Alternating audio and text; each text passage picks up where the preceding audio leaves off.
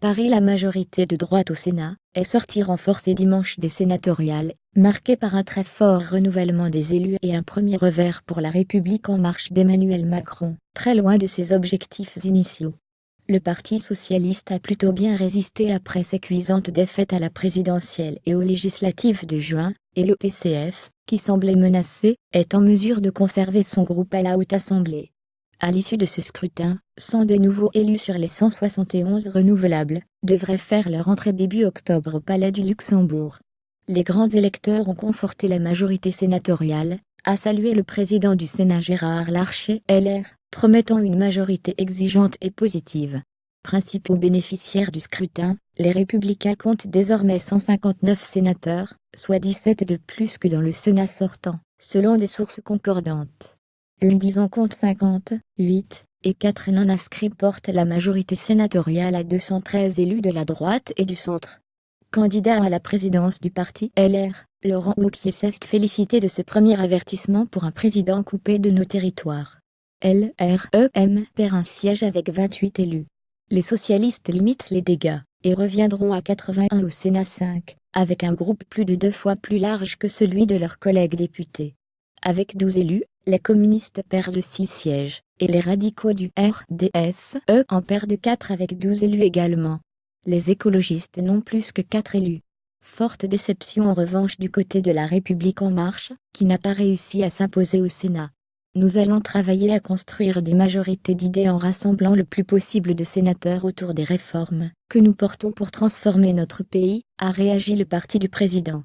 Si Emmanuel Macron s'est gardé de commenter les résultats, son entourage a jugé auprès de l'AF que le résultat était sans surprise, et la conséquence arithmétique des élections de 2014 et 2015.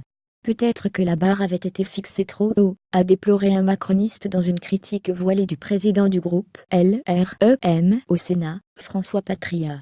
Nous aurons aimé faire mieux, a concédé ce dernier en assurant que son groupe allait discuter avec les centristes, les RDSE, les socialistes et les républicains. Au PS, l'heure est au soulagement. Ce soir, le PS est au Sénat la première force d'opposition de gauche, s'est félicité le député Luc Carvuna, pour qui le scrutin marque aussi le retour du clivage gauche-droite. Face à « nous continuerons d'être la voix du peuple » ont tweeté les élus communistes. Le FN ne remporte aucun nouveau siège, mais enregistre une vraie augmentation en voix, a analysé sa présidente Marine Le Pen.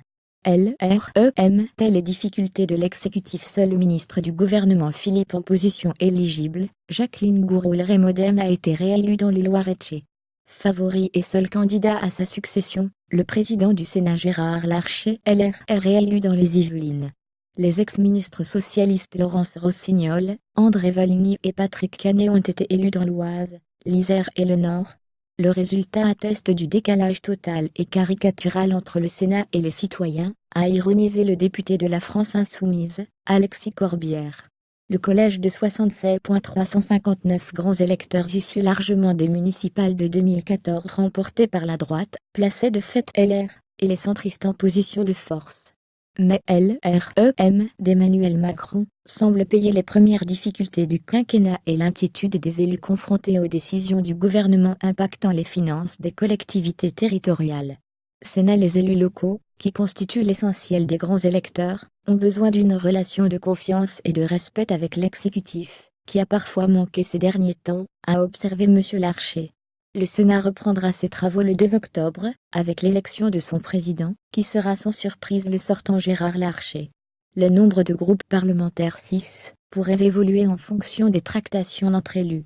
Des sénateurs LR ont déjà déposé les statuts d'une association, première étape vers la constitution d'un groupe de constructifs à l'image de celui créé à l'Assemblée.